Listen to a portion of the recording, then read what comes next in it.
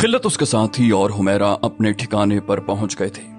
उन्होंने अपने कमांडर को अपना कारनामा सुनाया तो उसने उन्हें छुपा लिया और कहा कि वो बाहर के हालात के मुताबिक उन्हें बताएगा कि वो कब यहां से निकलें। उस पर किसी को शक नहीं हो सकता था क्योंकि उसे लोग आलिम और बरगुज़ीदा इंसान समझते थे। अदाकारी में उसे महारत हासिल थी। उसने अपने जो 2 शागिर्द अपने साथ रखे हुए थे वो भी जासूस थे। हलब से दमिश्क तक वही इत्तलात पहुंचाते थे। उसने दोनों शागिर्दों को हुक्म दिया कि वो बाहर की खबरें रखें कि क्या हो रहा है। हुमैरा ने उस आलिम के सामने खिल्लत को सुनाया कि उस पर क्या गुजरी थी। वो वाकया तो 7-8 साल पुराना हो चुका था। उसने सुनाया कि खिल्लत जब हुमैरा को उसके बाप, जो दरअसल उसका बाप नहीं था, और उन 2 आदमियों से बचाने के लिए लड़ा तो हुमैरा के बाप ने पीछे से कुदाल खिल्लत के सर पर मारी थी। उससे वो बेहोश हो गया था। वो तीनों हुमैरा को घर ले गए। एक निकाह खां को बुलाया जिसने उससे पूछे बगैर निकाह पढ़ दिया और वो दोनों आदमी हुमैरा को अपने साथ ले गए। एक रात वो दमिश्क में ठहरे, फिर उसे उन इलाकों में ले गए जो सलीबियों के कब्जे में थे। उसे नाच की तरबियत दी जाने लगी। इब्तिदा में उसने मज़ाहमत की मगर उस पर इस कदर तशद्दुद किया गया कि वो बेहोश हो जाती थी। इस दौरान उसे खुराक निहायत अच्छी दी जाती थी। उसे कोई बड़ा ही लजीज शरबत पिलाया जाता जिसके असर से वो हंसने और नाचने लगती। तशद्दुद और नशे से उसे रक्कासा बना लिया गया। बहुत ऊंचे दर्जे के लोग उसे दाद देने लगे। वो ऐसे कीमती तोहफे लाते थे कि वो दंग रह जाती। उसे यरूशलेम भी ले जाया गया जहां 2 आदमियों ने उसके मालिकों से कहा कि वो मुंह मांगी कीमत ले लें और ये लड़की उन्हें दे दें। उन्होंने साफ बता दिया था कि वो उसे जासूसी वगैरह के लिए इस्तेमाल करना चाहते हैं। उसके मालिकों ने सौदा कबूल न किया था। उसे अगवा करने की कोशिश भी की गई थी जो नाकाम बना दी गई। अब उसे हलब में किसी और अमीर की फरमाइश पर बुलाया गया था। उसने बताया कि पहले दिन उसने खिल्लत को देखा था तो उसने बिला शक व शुबा दिल से कहा था कि ये खिल्लत है, लेकिन ये शक भी होता था कि हो सकता है ये खिल्लत की शक्ल सूरत का कोई और आदमी हो। वो उसे गौर से देखती थी। आखिर ये इत्तेफाक हुआ कि विंडसर ने खिल्लत और उसके साथी को पहचान लिया। विंडसर ने अपनी लड़की को बुलाया तो हुमैरा भी उसके साथ चली गई। खिल्लत ने जब अपने मुताल्लिक चंद एक बातें बताईं तो हुमैरा के शुकूक रफा हो गए। उसने कहा, मैं इस जलील जिंदगी की आदी हो गई थी। मेरे दिल में जज्बात मर गए थे। मैं एक पत्थर की तरह इधर से उधर लुढ़कती फिर रही थी, लेकिन खिल्लत को देखा तो मेरे सारे जज्बात जिंदा हो गए। मुझे यकीन नहीं था कि ये खिल्लत ही है, मगर इसकी सूरत ने मुझे वो वक्त याद दिला दिया जब मेरे दिल में इसकी मोहब्बत थी और इसके बच्चों की मां बनने की ख्वाहिश। मैंने फैसला कर लिया था कि किसी वक्त इससे पूछूंगी कि तुम खिल्लत हो। अगर ये खिल्लत निकला तो इसे कहूंगी कि आओ भाग चलें और सहरा के खाना बदोशों की तरह जिंदगी बसर करें। उसे खिल्लत तो मिल गया और वो उसके साथ भाग भी आई, लेकिन हलब से बचकर निकलना एक मसला था।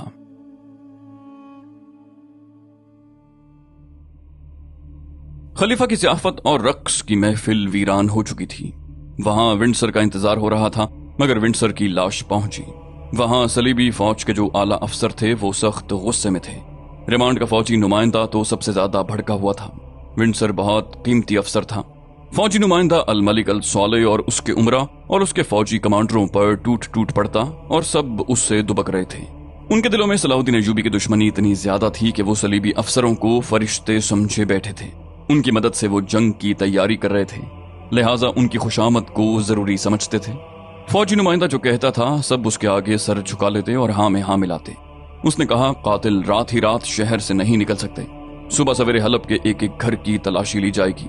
यहाँ की सारी फौज को इस काम पर लगा दो। फौज लोगों के जागने से पहले घरों में दाखिल हो जाए। यहाँ के बाशिंदों को इतना परेशान किया जाए कि वो कातिलों को खुद ही हमारे हवाले कर दें। एक मुसलमान अमीर ने कहा, ऐसा ही होगा। हम फौज को अभी हुक्म देते हैं कि शहर के अंधेरे में शहर में फैल जाए। तभी किसी की आवाज सुनाई दी, ऐसा नहीं होगा। ये आवाज एक मुसलमान कलादार की थी। उसने एक बार फिर गरज कर कहा, ऐसा नहीं होगा। सिर्फ उस घर की तलाशी ली जाएगी जिस पर पुख्ता शक हो और कोई वाज़ेह शहादत होगी। इतने सारे आला हुक्काम के हुजूम पर इस गरजदार आवाज ने सन्नाटा तारी कर दिया। किसी को तवक्को नहीं थी कि रिमांड के फौजी नुमाइंदे के हुक्म को कोई मुसलमान ऐसे जोश से टोकेगा। सबने देखा कि ये कौन है। वो हमाद का कलादार था जिसका नाम जोरदीक था। तारीख में उसका नाम जोरदीक ही लिखा गया है, पूरे नाम का इल्म नहीं हो सका। उसके मुतालिक तारीख इतना ही बताती है कि वो सलाहुद्दीन अय्यूबी का दोस्त था, लेकिन वाक़े निगारों के मुताबिक इस वाक़े तक वो सलाहुद्दीन अय्यूबी के मुखालिफ कैंप में था और अल सौले के वफादारों में से था। इसका सबूत ये कि वो सिर्फ इस ज़ियाफत में ही शरीक नहीं था बल्कि जंगी कॉन्फ्रेंसों में शरीक होता था। सुल्तान अय्यूबी के खिलाफ जंग का जो मंसूबा बना था वो उसमें भी शरीक था। اس نے جب ایک سلیبی کے منہ سے یہ الفاظ سنے کہ حلب کے ہر گھر کی تلاشی لی جائے گی تو اس میں اسلامی وقار بیدار ہو گیا۔ اس نے کہا، یہاں سب مسلمان گھرانے ہیں جن میں پردہ نشین خواتین بھی ہیں، ہم ان کی بے عزتی برداشت نہیں کریں گے، شریف گھرانوں میں فوجی داخل نہیں ہوں گے۔ ایک سلیبی افسر نے کہا، قاتل اسی شہر میں تھے، ہم تمام شہریوں سے انتقام لیں گے۔ ونڈسر جیسا قابل افسر قتل ہو گیا ہے، ہمیں کسی کی عزت اور کسی کے پردے کی پرواہ نہیں۔ جوردیک نے قہر سے کانپتی ہوئی آواز میں کہا، اور مجھے تمہارے ایک افسر کے قتل کی پرواہ نہیں۔ نو عمر اور تجربہ کار سلطان نے حکم کے لہجے میں کہا، جوردیک خاموش رہو، یہ لوگ اتنی دور سے ہماری مدد کے لیے آئے ہیں، کیا تم مہمان نوازی کے آداب سے ناواقف ہو؟ احسان فراموش نہ بنو، ہمیں قاتل کو پکڑنا ہے۔ خلیفہ کی تائید میں کئی آوازیں سنائی دیں۔ جوردیک نے کہا، میں صلاح الدین ایوبی کے خلاف ہو سکتا ہوں اور ہوں بھی، لیکن اپنی قوم کے خلاف نہیں ہو سکتا۔ محترم سلطان، اگر آپ نے شہریوں کو پریشان کیا تو یہ سب آپ کے خلاف ہو جائیں گے۔ آپ صلاح الدین ایوبی کے خلاف جو محاذ بنا رہے ہیں وہ کمزور ہو جائے گا۔ ریمانڈ کے فوجی نمائندے نے کہا، ہم نے قوم کی کبھی پرواہ نہیں کی، ہم قاتلوں کو ڈھونڈیں گے، وہ کسی گھر میں ہی ہوں گے، ہم انہیں باہر نکال لیں گے۔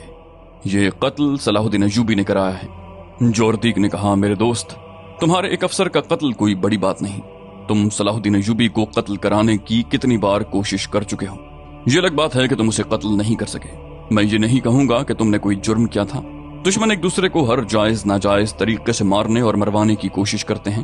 اگر تمہارے ونڈسر کو ایوبی نے قتل کرایا ہے تو فرق صرف یہ پڑا کہ تم اسے قتل کرانے میں کامیاب نہیں ہو سکے اور وہ تمہارے ایک اہم افسر کو قتل کروانے میں کامیاب ہو گیا۔ تم اس کے کئی ایک اہم افسروں کو قتل کرا چکے ہو، اس نے شہریوں کو کبھی پریشان نہیں کیا۔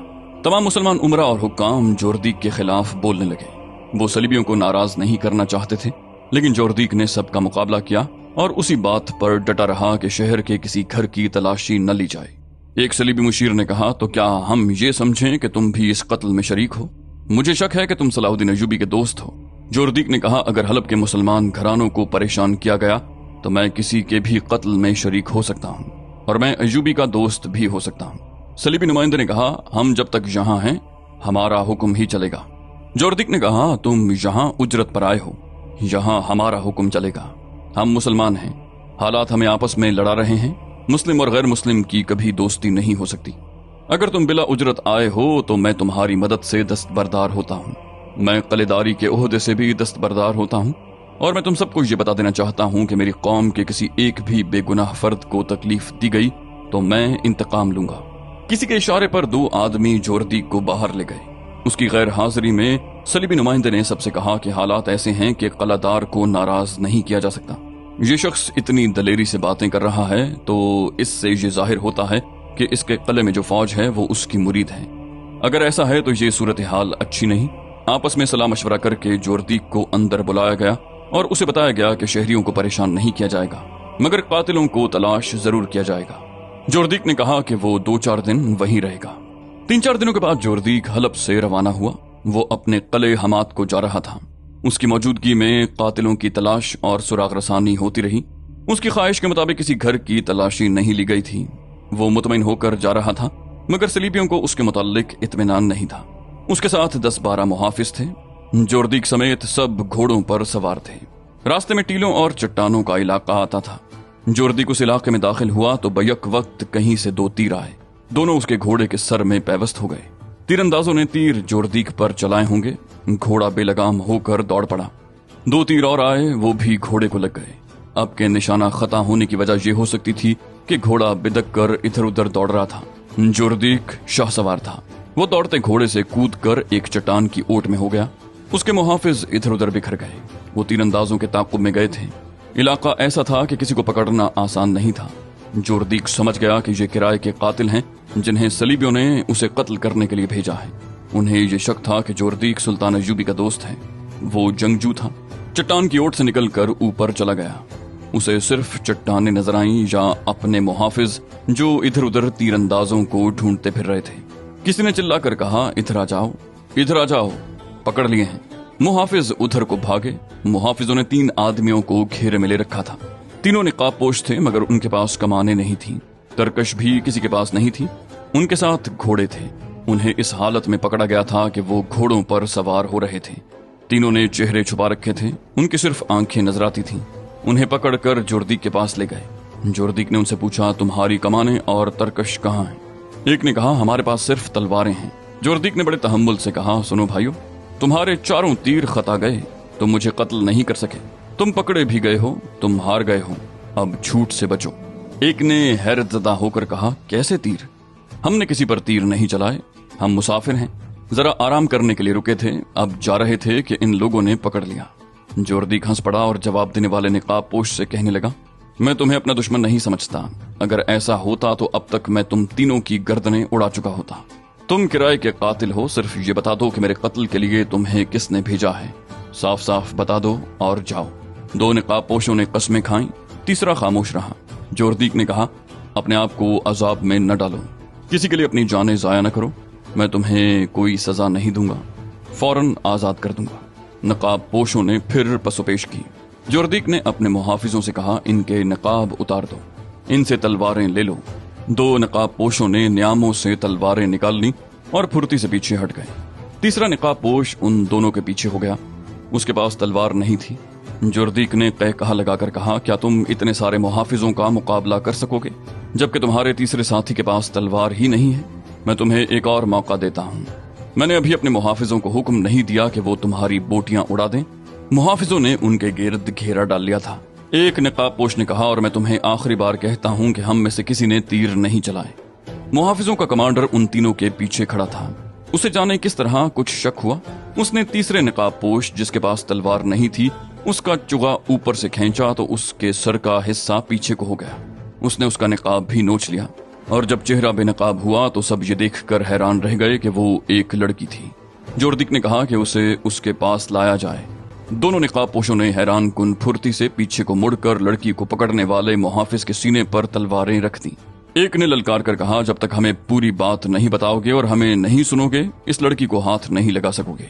हम जानते हैं हमें तुम्हारे हाथों मरना है, लेकिन हम इनमें से आधे मुहाफिजों को मार कर मरेंगे, तुम्हें ये लड़की जिंदा नहीं मिल सकती।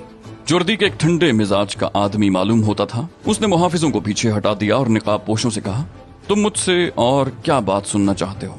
बात इतनी सी है कि तुम किराए के कातिल हो और ये लड़की तुम्हें इनाम के तौर पर मिली है। एक नकाब पोश ने कहा, दोनों बातें गलत हैं। एक सलीबी हाकिम और एक जासूस सलीबी लड़की को कत्ल करना गुनाह नहीं। ये हमारी बदकिस्मती है कि हम फरार में पकड़े गए हैं, लेकिन हम खुश हैं कि हमने अपना फर्ज अदा कर दिया है। ये लड़की मुसलमान है, मजलूम है, इसे हम सलीबियों के पंजे से छुड़ा कर ला रहे हैं और दमिश्क जा रहे हैं। जोरदीक ने पूछा, क्या विंडसर और सलीबी लड़की को तुमने कत्ल किया है? एक निकाब पोश ने जवाब दिया, हाँ, हमने उन दोनों को कत्ल किया है। जोरदीक ने पूछा, और क्या तुमने मुझ पर इसलिए तीर चलाए हैं कि हम सुल्तान सलाहुद्दीन अय्यूबी के दुश्मन हैं? नकाब पोश ने कहा, हम अच्छी तरह जानते हैं कि तुम्हारा नाम जोरदीक है और तुम हमाद के कलादार हो, और हम ये भी जानते हैं कि तुम सुल्तान अय्यूबी के दुश्मन हो, लेकिन तुम्हें कत्ल करने की कोई जरूरत नहीं। अल्लाह हमारे साथ है, उसकी मदद से हम बहुत जल्द तुमसे हथियार डलवा कर तुम्हें तुम्हारी फौज समेत अपना कैदी बना लेंगे। सलाहुद्दीन अय्यूबी हसन बिन सबा और शेख सन्नान नहीं है। वो ललकार कर हमला करता है, चोरों की तरह कत्ल नहीं कराया करता। विंडसर और लड़की का कत्ल हमारा जाती फेल था। हालात का तकाजा था कि वो कत्ल कर दिए जाएं। हमने कत्ल का इर्तिकाब किया। ये सुल्तान अय्यूबी का हुक्म और मंशा नहीं था। उसने जोरदीक के घोड़े की तरफ देखा जो कुछ दूर मरा पड़ा था। 2 तीर उसकी पेशानी में और 2 पहलू में उतरे हुए थे। नकाबपोश ने कहा, घोड़े पर सवार हो जाओ, हम दोनों में से किसी को तीर कमान दो। तुम घोड़ा दौड़ाओ, जिस तरह भी दौड़ा सकते हो, दाएं बाएं होते जाओ। हम दोनों में से कोई एक घोड़े पर सवार होकर तुम पर तीर चलाएगा, मगर पहला तीर खता जाए तो तीरंदाज की गर्दन उड़ा देना। ये तीर हमारे चलाए हुए नहीं थे, जो तुम्हारी बजाय तुम्हारे घोड़े को लगे। जोरदीक ने कहा, तुम मामूली सिपाही नहीं लगते, क्या तुम सुल्तान सलाहुद्दीन अय्यूबी की फौज के आदमी हो?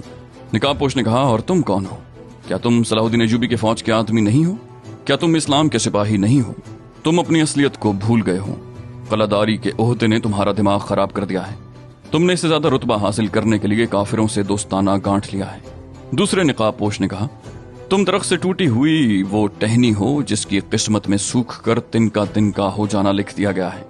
तुम इतने अहम इंसान नहीं हो कि सुल्तान अय्यूबी तुम्हारे कत्ल की जरूरत महसूस करे। तुम अपने किए की सजा भुगतने के लिए जिंदा रहोगे। तुम मरोगे तो सलीबियों के हाथों। पहले नकाबपोश ने कहा, तुम हलब शराब पीने और ऐश करने गए थे। तुम इस लड़की के नाच से लुत्फ अंदोज होने गए थे। लड़की बोली, मैं मुसलमान हूँ, मुझे सलीबियों की महफिलों में नचाया गया और वो मेरे जिस्म के साथ खेलते रहे। जरा सी देर के लिए तसव्वुर करो कि मैं तुम्हारी बेटी हूँ। मैंने वहां मुसलमानों की बेटियों को नंगा नाचते देखा है। तुम इतने बेगैरत हो गए हो कि अपनी बेटियों की आबरूरेजी भी तुम में गैरत बेदार नहीं कर सकती। मैं सलीबियों में 7-8 साल गुजार आई हूँ। मैंने उन सलीबी हाकिमों के साथ भी वक्त गुजारा है जिन्हें तुमने अपना दोस्त बनाकर यहाँ बुलाया है। मैंने उनकी बातें सुनी हैं। वो दोस्ती का फरेब देकर मुसलमानों को आपस में लड़ा रहे हैं। जोरदीक पर खामोशी तारी हो गई थी। उसके मुहाफिज हैरान थे कि इतना खुदसर और दलेर कलादार उन तीनों की इतनी सख्तातें कैसे बर्दाश्त कर रहा है। वो गहरी सोच में खो गया था। उसे वो झड़प याद आ रही थी जो उसने रिमांड के फौजी नुमाइंदे से इस मसले पर की थी कि हलब के बाशिंदों के घरों की तलाशी ली जाए। उसे ये ख्याल आया कि उस पर तीर चलाने वाले सलीबियों के आदमी होंगे। उसने नर्म से लहजे में नकाब पोशों से कहा, मैं तुम्हें अपने कले में ले जाना चाहता हूँ। नकाब पोश ने कहा, कैदी बनाकर। जोरदीक ने यह कहकर सबको हैरान कर दिया, नहीं, मेहमान बनाकर। मुझ पर भरोसा रखो, अपनी तलवारें अपने पास रखो। सब घोड़ों पर सवार हो गए। जोरदीक का घोड़ा मर चुका था। उसने एक मुहाफिज का घोड़ा ले लिया और ये काफिला चल पड़ा। वो चट्टानी इलाके से निकलने वाले थे कि सरपट दौड़ते घोड़ों के टापू सुनाई दिए। सबने अपने घोड़ों को एड़े लगाई और नजर आ गया कि 2 घुड़सवार पूरी रफ्तार से हलब की समत भागे जा रहे थे। उनकी कमाने और तरकश साफ नजर आ रहे थे। वो यकीनन यहां से भागे थे। एक निकाबपोश ने कहा, ये हो सकते हैं तुम्हारे कातिल, और उसने घोड़े को एड़ लगा दी। दूसरे निकाबपोश ने भी घोड़ा दौड़ा दिया। दोनों ने तलवारें निकाल ली। लड़की वहीं रही। तमाम मुहाफिजों ने घोड़े ताकुब में डाल दिए। उनमें सबसे ज्यादा तेज घोड़े निकाबपोशों के थे। आगे कुछ इलाका रेत की ढेरियों और घाटियों का था। भागने वाले सवारों ने घोड़े मोड़े।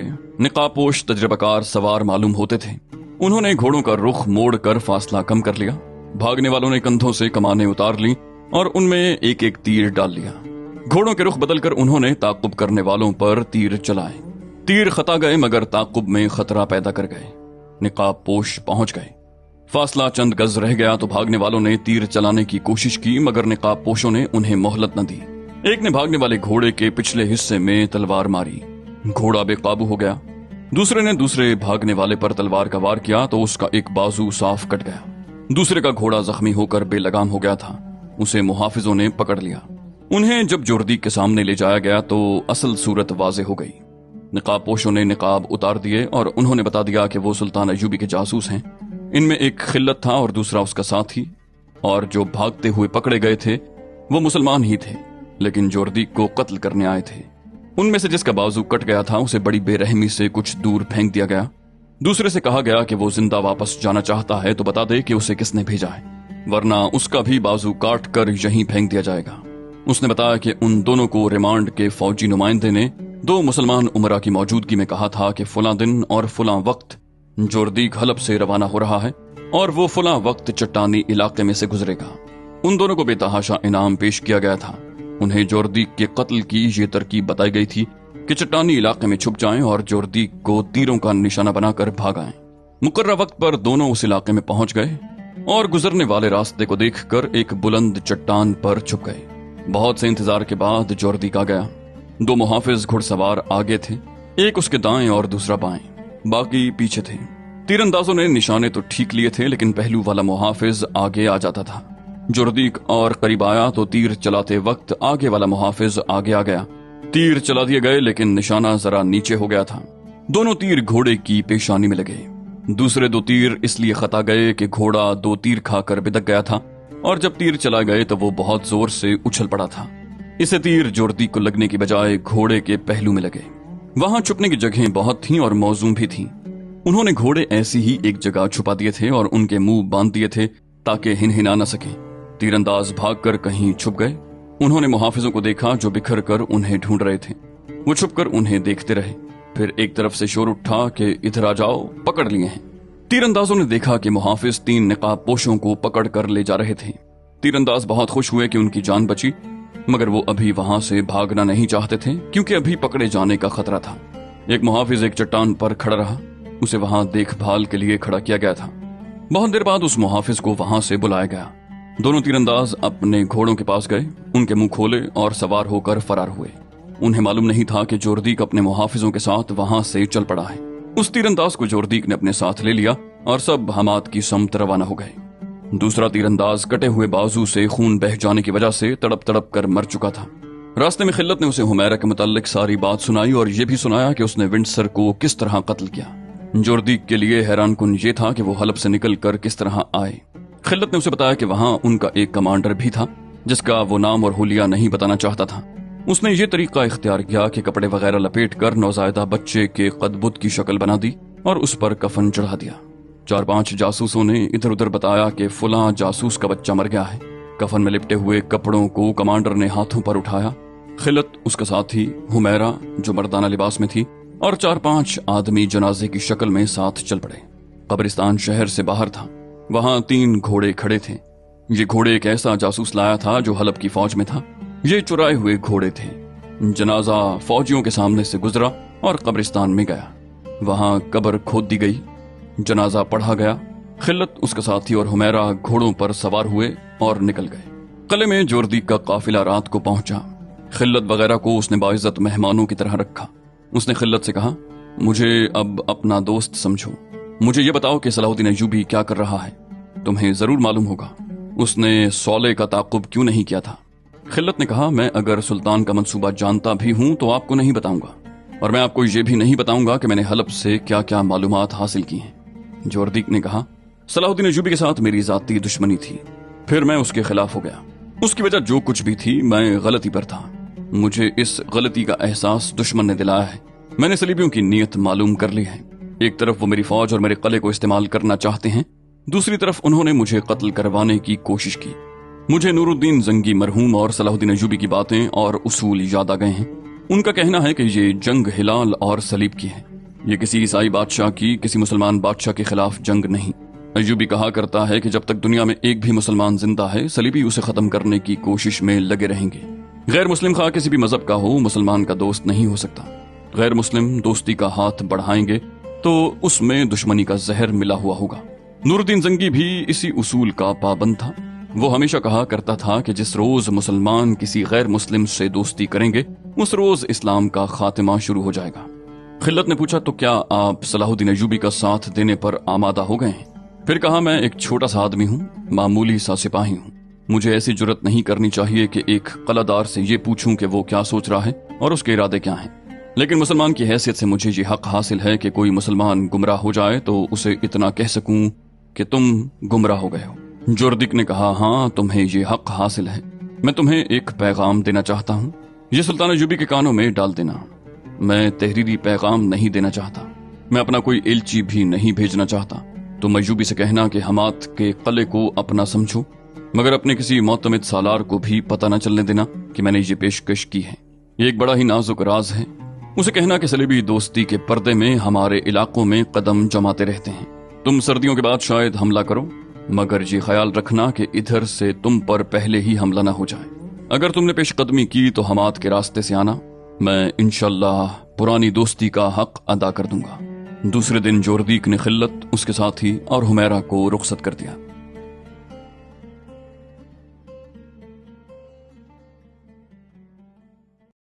तो दोस्तों, ये थी हमारी आज की एपिसोड। उम्मीद करते हैं आपको हमारी एपिसोड पसंद आई होगी। जाने से पहले इस वीडियो को लाइक, शेयर और कमेंट करना मत भूलिए। और अगर आप हमारे चैनल पर नए हैं तो इसे सब्सक्राइब कीजिए और बेल आइकन पर क्लिक कीजिए ताकि आपको तमाम वीडियोस फौरन मिलती रहें। अगली वीडियो तक के लिए अपना ख्याल रखिए। अल्लाह हाफिज।